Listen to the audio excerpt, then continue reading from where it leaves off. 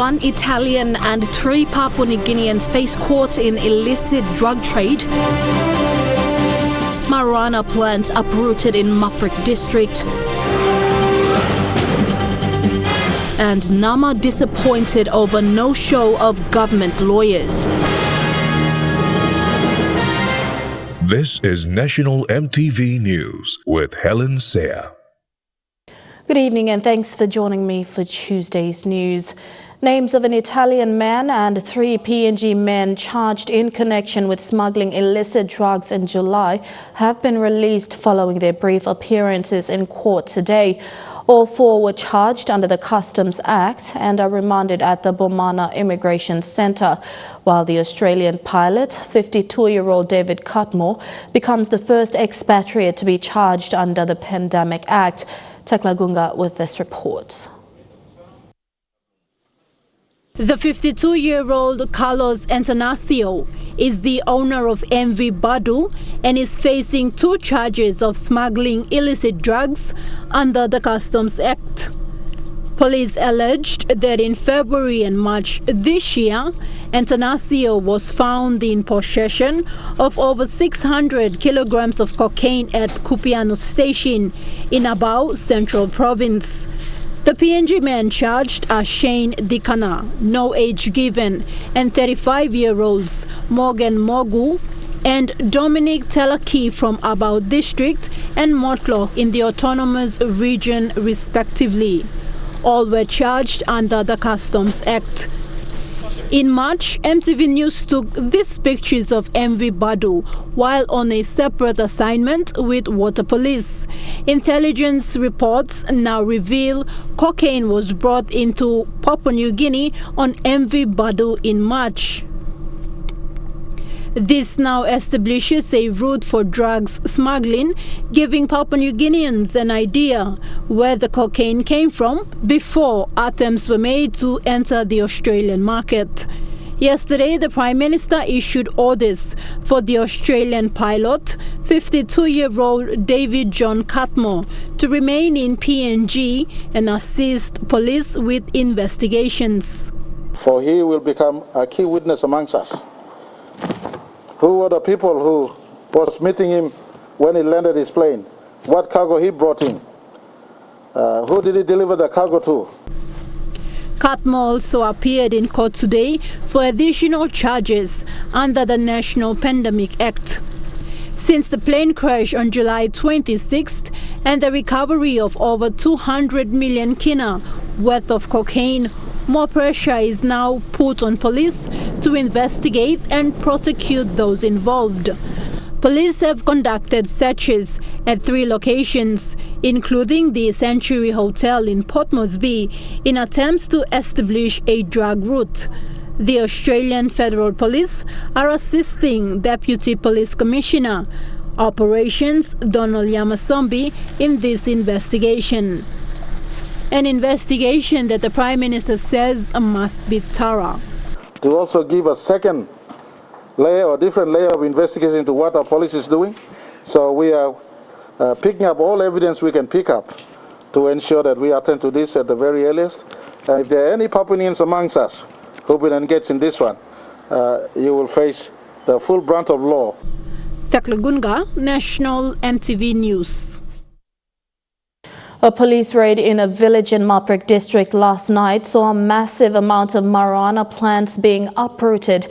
Police, acting on a tip-off, raided a village at 11 in the night and found almost a hectare of mature marijuana. This supplied footage shows police unloading the marijuana at the police station in Maprik town after the raid last night. Acting on a tip-off, Maprik police went into Ulupu village at 11 at night and found almost a hectare of major marijuana plants. No one was apprehended by police as most fled as soon as police arrived. By the time police assistance bloodline of place. According to police in the district, Ulupu village is one of the 3 villages in the Yamil Tamawi LLG that recently became the main spots for drug cultivation in the district. The other two villages are Yamil and Malba. Yamil is where the local member and Minister for Agriculture, John Simon, comes from. A walk through the village recently saw the plants growing everywhere, with the minister appalled at what he saw weeding out the marijuana himself. You know, look, so stop him, passing. Roti come now. Plan him cacao. Plan him vanilla. Yeah. Goalie stop. Plan him something, goalie stop. You make a money stop. You mean a PVA line, loose line. In Malba village, police again acting on a tip-off confiscated about 600 kina worth of marijuana packed and ready to be sold at 2 kina per pack. Police had earlier in the same village destroyed a garden with 30 marijuana plants. With the support of the district, police in Maprik are serious in weeding out law and order issues, including the cultivation and trading of marijuana. MP John Simon says with the appointment of the new police station commander, he will ensure that the Maprik District Development Authority works closely with police to root out these major factors that have tainted actions of people, especially youths in Maprik District. Police Station Commander Inspector Robert Barry said he is proud of the work of his officers, adding that they will continue to carry out similar operations. He said there is also a need for these hotspots to be raided frequently to ensure that these criminal activities are not repeated. Shamin Poreambep, National EMTV News. All schools and institutions under the national education system in the National Capital District and Central Province are advised to open for normal classes on Monday, 17th August 2020. This message from the Education Department comes following the announcement made by Prime Minister James Marape yesterday for all schools to prepare for the resumption after the 2-week lockdown. Annette Cora reports. It was after consultations with the government yesterday that the government was directed to advise all schools in the nation's capital and central province to open for normal classes on the 17th of August and not Thursday, the 13th of August, as previously instructed by the controller. The Prime Minister's announcement at a media briefing yesterday at the COVID-19 Command Center advised for teachers to give more teaching and learning time to core subjects or subjects that will be examined. A similar message reiterated in a media release by the Education Department today. Schools urged also to adhere to safety measures and for classes to be conducted in a COVID-sensitive manner. The wearing of masks will be compulsory. I know we've missed out on academic periods up till today. Education, lower education as well as higher education has been informed to readjust their calendar and try to make up or catch up in as far as squeezing compulsory curriculums or compulsory period that has been missed or absconded. We asked it to be caught up on so that we could make up for lost time and hopefully get education running on until we conclude. But primary school, at elementary schools, at high schools, at college or at universities are requested to be conversant with the Nuplapasin protocols and ensure schools are operating in a sensitive manner that is able to promote a good, healthy study environment and healthy work environment in as far as teachers are concerned. I know it's practically hard, but the devolution of function of administering these COVID protocols is now passed on to administrators of schools at all levels. The Prime Minister additionally stating that they have considered all implications in the education of the students before making the decision to open schools in NCD and Central. We've had advice from our medical and scientific community. Schools will be asked to be reopened.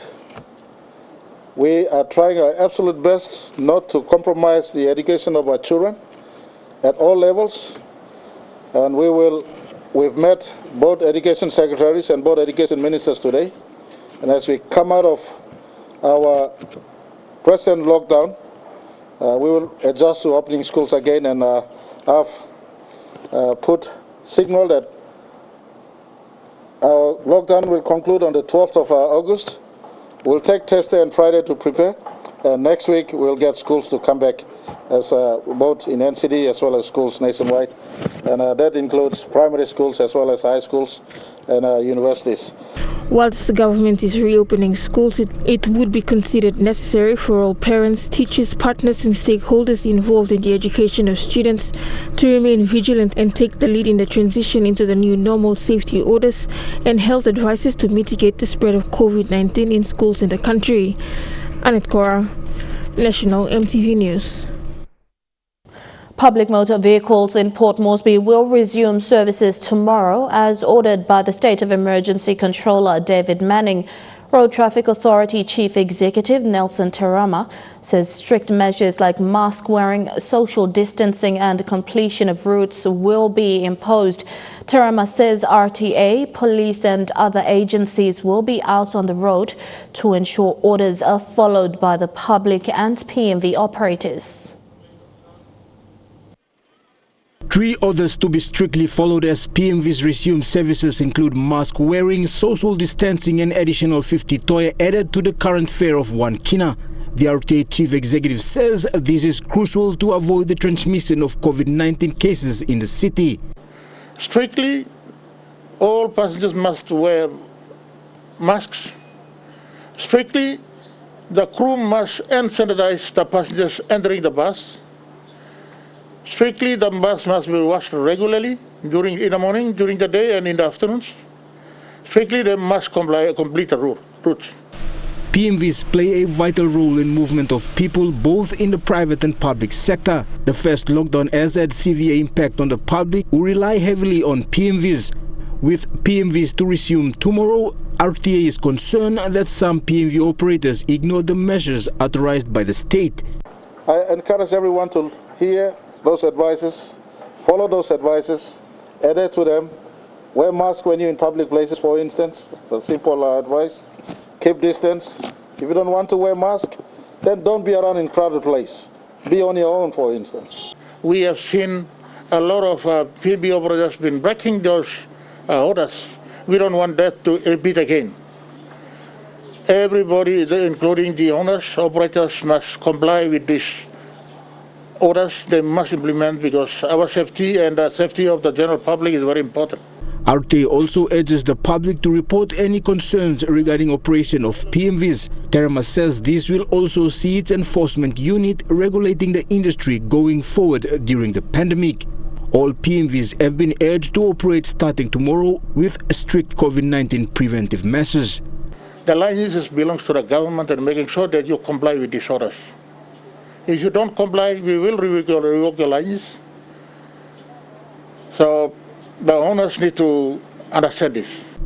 Jacob Pavel Jr., National EMTV News. In the last 14 days, only taxis were allowed to operate in Port Moresby, given that they follow the health measures in place. Wearing of masks and hand sanitizers were requirements, with no more than 2 passengers on board. This report looks at how they've been coping. It's an anxious wait as he looks on, hoping the next passing person can hitch a ride.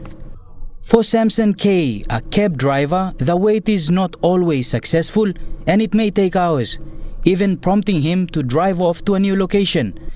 That's the job of the day. It's become more difficult now with the limited movement of people.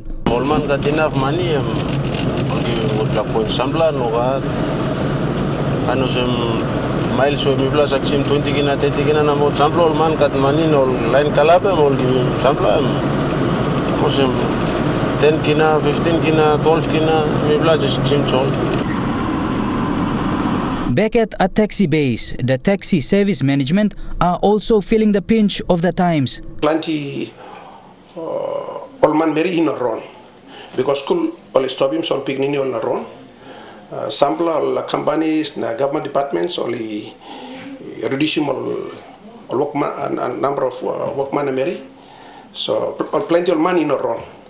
Now to income all drivers and operators to a drop. The sentiments also shared by other taxi service operators. This factor of lockdown and all these things, because the driver hasn't made so much of money. Some owner even complained to us that the drivers are not paying that much of money. The government had allowed only taxi services to operate during the 2-week lockdown in Port Moresby. Masks and hand sanitizers, requirements for the cab drivers. No buses were allowed to take passengers. This done to minimize movement of people and possibly prevent the spread of COVID-19. The lockdown expires today, but for the taxi business, life goes on, and so too the jobs. Now, one thing is for certain, the experiences of the first lockdown, the SOE, and the 2-week lockdown that just has passed remains. When people move around, taxis make money, but when there is less movement in the economy, the taxi business is slow. Bradley Valenaki, National MTV News. You're watching National MTV News. Among stories after the break, public servants prepare to conduct COVID-19 awareness, and opposition leader Belden NAMAH warned against the use of military personnel to enforce new normal orders. Details after the break.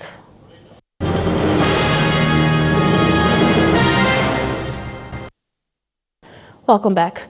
Morebe's Health Authority CEO Dr. Kipas Benga said the third COVID-19 case from Lae's 10-city community has fully recovered.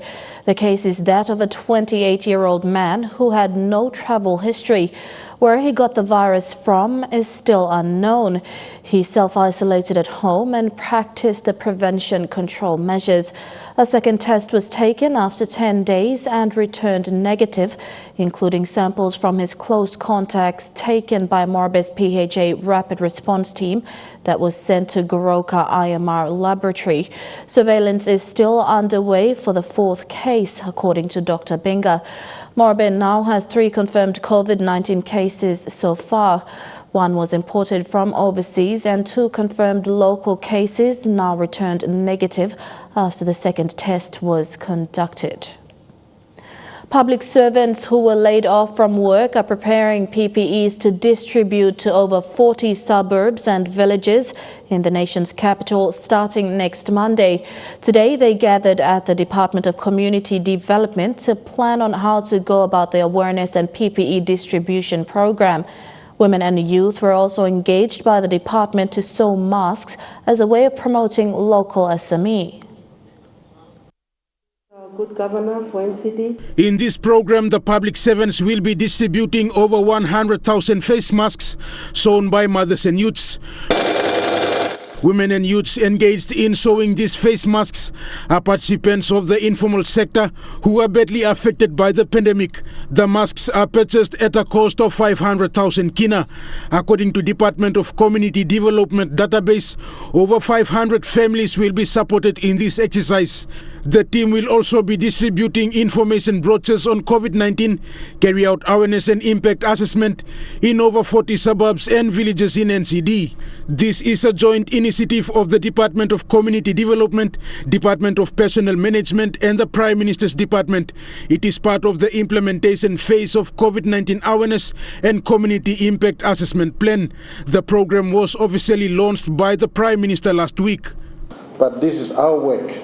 We together must sound the alarm, and we together must join hands in wherever little we can, in as far as trying our best to contain this ugly virus from not spreading and causing ravage to our country. In recent months, similar awareness programs were carried out by the National Capital District Commission through the Active City Program and the NCD Health Division. According to NCD Governor Poes Pakop, much has been achieved. However, complacency is a challenge as people are not adhering to COVID-19 protocols. I want to take this opportunity to call on our people to do the right thing. Harim talk na bianin. It's very simple as that. Now is the time for our people to do their part. In this awareness program, the public servants will be grouped into 3 teams to cover each electorate in NCD.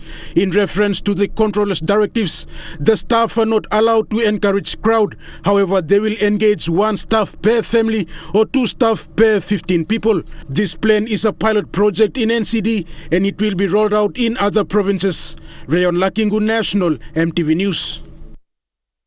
East New Britain Provincial Administrator and SOE Controller Wilson Matava has been sidelined from office following allegations of misappropriation. It is understood a fraud team arrived in the province from Port Moresby last week to commence investigation into Matava's alleged involvement in the use of 1 million kina, a portion of the 20 million kina tourism infrastructure grant given by the national government in 2015 to boost the tourism industry in the province. The move comes after a PEC meeting last week where members agreed to sideline Matava during the course of the investigation. Meanwhile, Deputy Provincial Administrator Levi Mano has been appointed as the acting Provincial Administrator. The National Executive Council is expected to make a formal announcement on the status of Mr. Matava on whether to remain in office or be suspended due to the allegations levelled against him. Opposition leader Belden NAMAH has issued a stern warning to Prime Minister James Marape, who he believes is undermining the country's democracy. His rhetoric aimed at the recent gazettal from the Governor-General on the usage of military personnel to assist police in COVID-19 operations. He says the coronavirus pandemic is not a law and order issue, but a public health one. The coronavirus pandemic is not a law and order issue. It is a public health issue. Opposition leader Belden NAMAH's comments comes after a gazettal released by the Governor-General approving the PNG Defence Force call-out to assist police in law and order operations for the COVID-19 new normal. I am raising serious concerns about the call-out of soldiers under the guise of the coronavirus response, when there is clearly no need for military involvement in the National Capital District. No need. There is absolutely no need at all. And for any executive government to make a call-out, it must go back to Parliament, it has to be properly debated, and there must be clear reasons on why the executive government is asking for a call-out of military. The Prime Minister James Marape yesterday in a media conference stating PNGDF would assist in awareness and testing for COVID-19. We are looking at getting police and army more on the boots in Port Moresby. Let me dispel many unnecessary politically induced Facebook message that is running on. Army and police on the streets of Port Moresby is not to address a civil war or disorder or something like this. It's simply as PR agency on the ground doing crowd controls, PMV controls, making sure people are moving in an orderly fashion, space and distance is given. Markets have space in between as mothers sit in market or buyers coming in and out. So armies and police on the ground will work with churches, public servant, and the youths that we want to mobilize with Governor Parkop in the city to ensure our city is living in an orderly manner, conscious of the fact that COVID-19 can spread. The population is moving around in a manner that is not COVID sensitive. The opposition leader stating the call-out is an attack on the country's democracy and the separation of powers. There is a clear separation of powers between the 3 arms of government, which means the courts and the parliament must be allowed to operate and function without interference from the executive government. They must be allowed to operate independently. I am now issuing a direct warning to the Prime Minister James Marape today. If you, James Marape, have hidden motives for calling out of military, this will be your downfall. NAMAH questioning the previous outstanding allowances owed to police and PNGDF in the previous national operations such as APEC. Marape also need to resolve the issues of the soldiers and the policemen. You need to pay the outstanding allowances for their active duties in the islands region, in the national general elections, the regular border patrols, and of course, the recent APEC summit in 2018. Those outstanding allowances owed to the soldiers and to the policemen have not yet been settled. For the COVID-19 pandemic, the Maprik government announced that no allowance will be paid to public servants, including security personnel. Meanwhile, EMTV News has contacted the Prime Minister's Office for comments and is yet to receive a response. Adelaide Siraxkari, National, EMTV News. The opposition leader was also disappointed over the absence of lawyers representing the government in court today. He said this after state lawyers were unavailable for the Supreme Court hearings that challenged both the election of James Marape as Prime Minister and the legality of the Pandemic Act. The opposition leader's ire stems from the deferral of court cases due to the non-attendance of lawyers representing the Attorney General and the Speaker of Parliament. NAMAH had attended court this morning for a directions hearing into cases filed. The first, contesting the constitutional election of Prime Minister James Marape. The second, challenging the legalities of the Pandemic Act, which had been passed in Parliament in June. They think they can pick and choose any time they want. They can go to court any time of the day. And they can get the courts to wait for them. What sort of a government is this? NAMAH has been questioning the election of James Marape to the country's top post, which he says is needed to be verified in a court of law to see whether it is legal or not, which he feels will set a precedence for future governments to be formed. It is very clear the government's attitude towards many very important issues in our country. The issues affecting our people, the issues affecting our economy, and the issues affecting the judiciary, the courts. The government is treating our people with absolute contempt. Also of concern to the opposition leader are the legitimacies of the Pandemic Act, which time and again NAMAH has said gives too much power to individuals and can be easily manipulated while bypassing certain levels of accountability.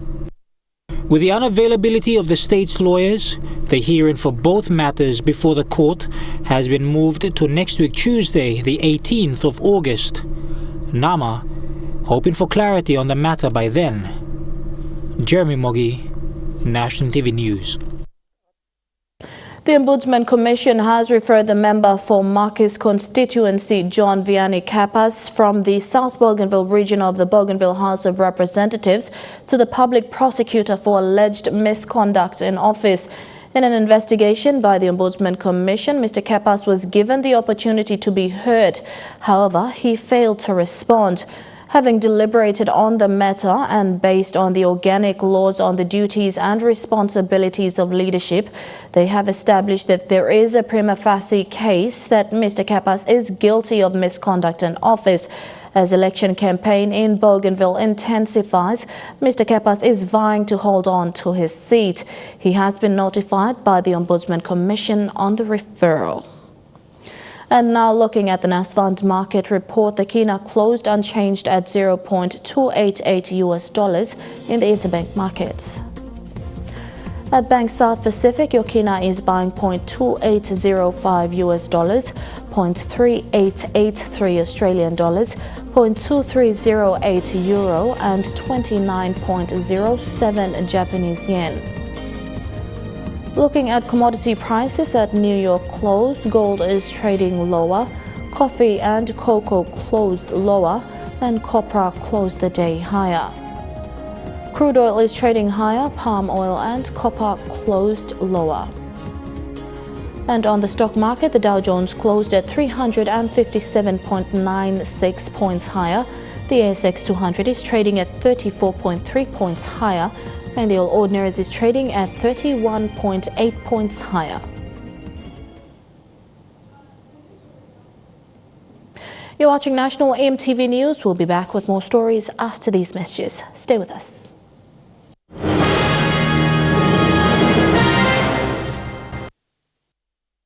Welcome back to the news. Manus Governor Charlie Benjamin is calling on the Prime Minister James Marape and Minister for Foreign Affairs Patrick Puraj to immediately replace Foreign Affairs and International Trade Secretary Barbara Age, describing her as a lazy bureaucrat. He accuses Age for mishandling the comprehensive strategic economic partnership bilateral agreement between PNG and Australia. This is with regards to the Lombrum Naval Base in the interest of the people of Manus. The governor for Manus, Charlie Benjamin, makes this call 5 days after Prime Minister James Marape and Australian Prime Minister Scott Morrison signed the Comprehensive Strategic Economic Partnership, or CSEP, bilateral agreement in a virtual summit on the 5th of August 2020. The CSEP aims at elevating both countries' relationship, accelerate strategic and economic cooperation, and build on the close connections between the people, institutions and communities based on 6 pillars. Under Pillar 4, Strategic Cooperation for Security and Stability, one of the shared provisions is that through both countries' long-standing initiatives, such as the Defence Cooperation Programme, both governments commit to expanding cooperation and interoperability in maritime security, force capability and infrastructure investment, including the joint initiative to redevelop Papua New Guinea's Lombrum Naval Base in Manus Province. The governor for Manus is of the view that the Secretary for Foreign Affairs and International Trade, Barbara Age, had misled the Prime Minister into signing the CSEP bilateral agreement, which he believes has a lot of Australia's military interest in it, couched under an economic framework. He said Age and her officials never had dialogue with the governor and the Provincial Executive Council and the people who will be the end victims of this CSEP as it relates to Lombrum. Benjamin said because of Age's deliberate inaction, he will be seeking legal advice for a Supreme Court reference, especially in seeking its interpretation on the human security aspects of the people of Manus. The governor prefers to have a bilateral treaty directly with the USA instead to cater for Manus' interest. The Department of Foreign Affairs and International Trade is aware of the governor's concerns and is working on a response. Shaman Poreambeb, National EMTV News. The Bougainville elections polling team in Morobe is set to carry out polling starting tomorrow as scheduled. Assistant Returning Officer for Morobe, Bartholomew Nayab, confirmed that polling materials have been received and sorted, ready for the 5-day polling period. Polling in Lay will be conducted at the Lay Special School at Erico. These officers will be engaged as polling officials during the Bougainville General Elections 2020 in Lay Morobe Province. As part of the preparations towards polling, the PNG Electoral Commission officers conducted a briefing for the officials this morning.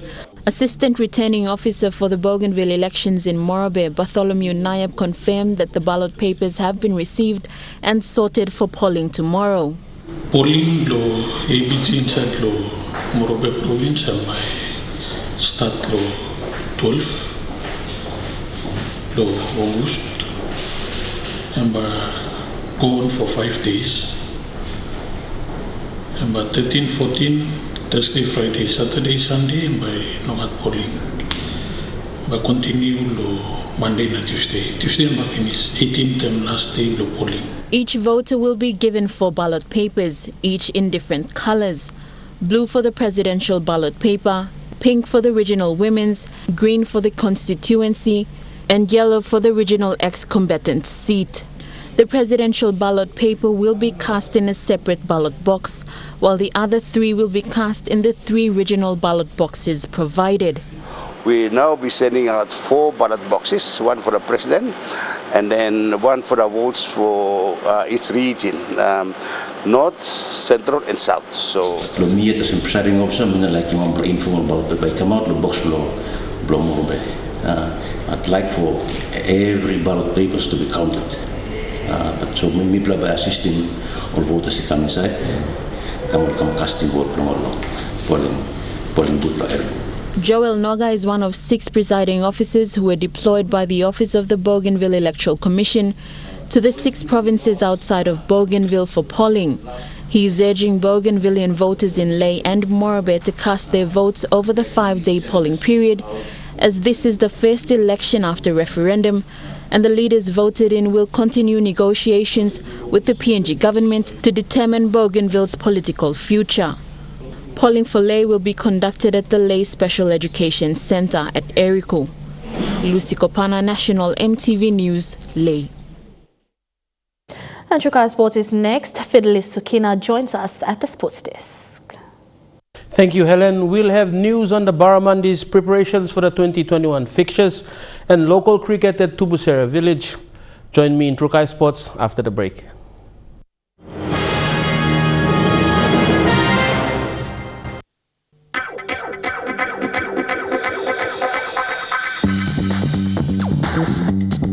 Trukai Sports.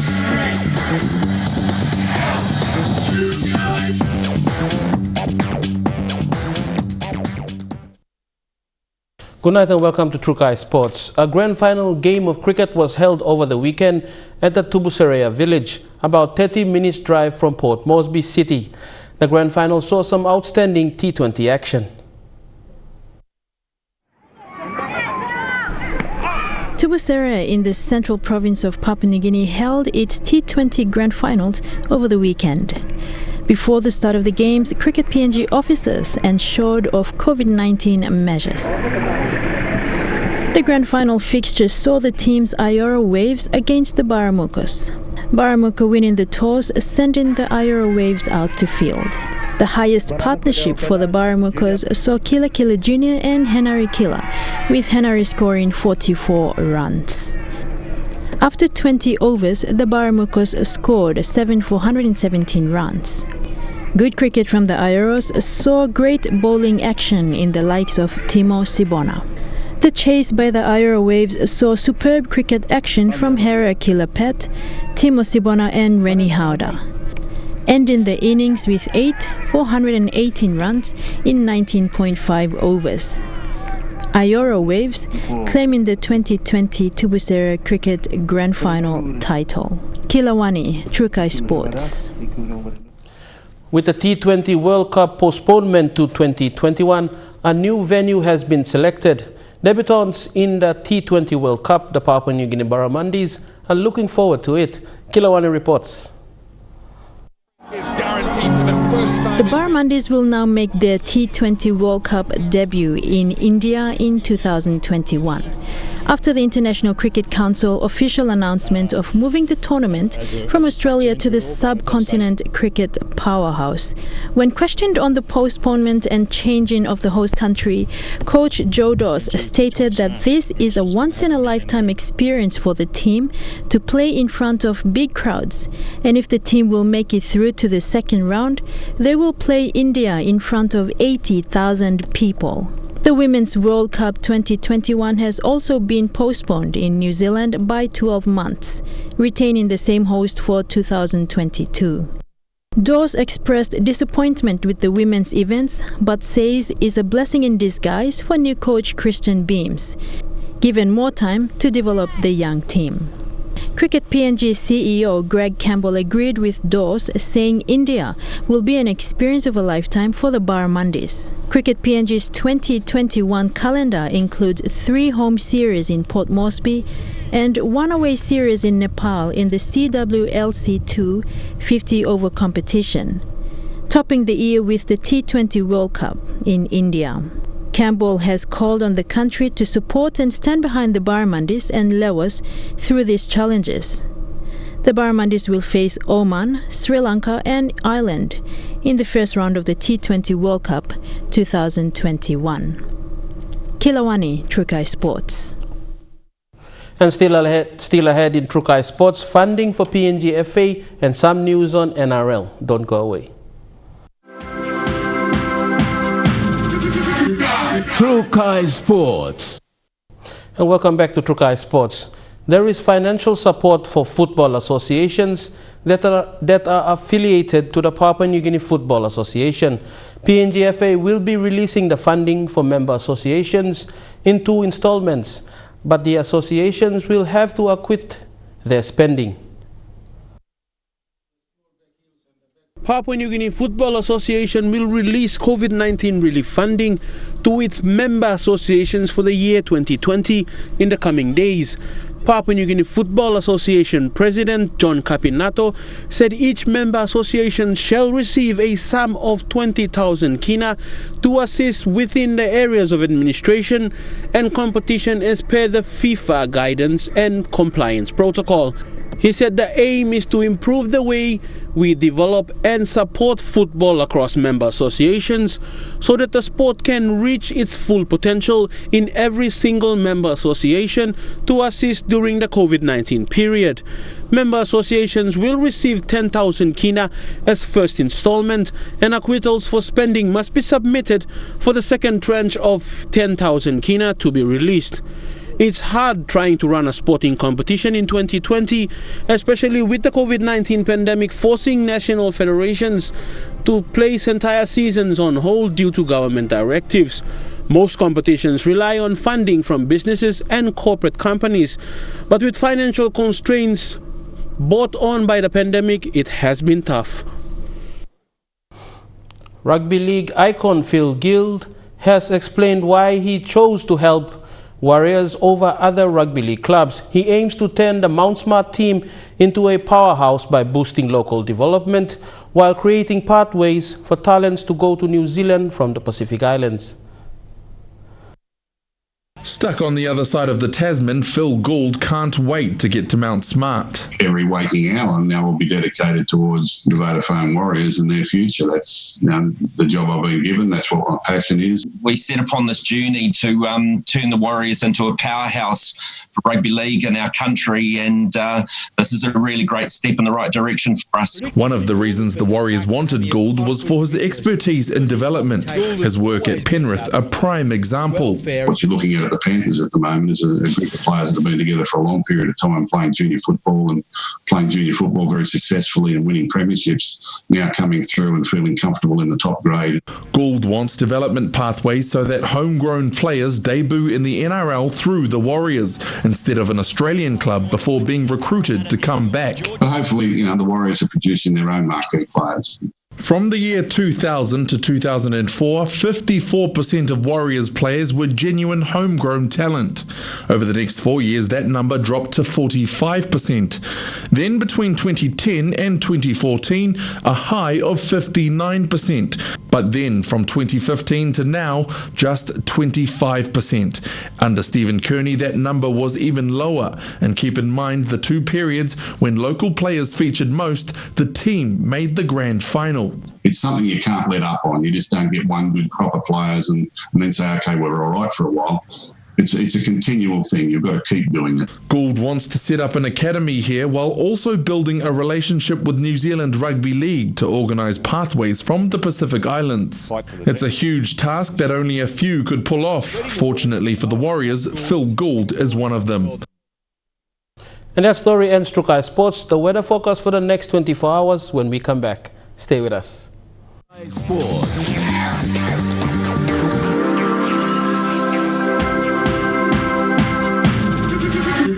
Trukai Sports.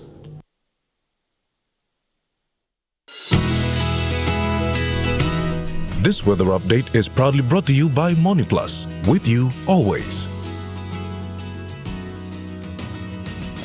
A look at the weather forecast for tonight and tomorrow in the southern region. Mostly cloudy with a light drizzle in Port Moresby. Cloudy with occasional rain showers in Kerema. In the Mamasa region, mostly fine, although partly cloudy in Lae. A shower or two, then fine in Wewak. In the New Guinea Islands region, partly sunny and fine in Kavieng.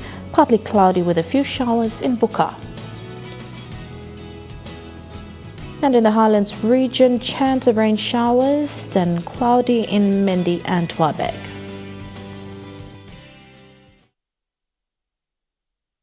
The weather update was proudly brought to you by MoniPlus, with you always. And that's the way it is this Tuesday, the 11th of August 2020. From all of us here at MTV, pleasant viewing. Good night.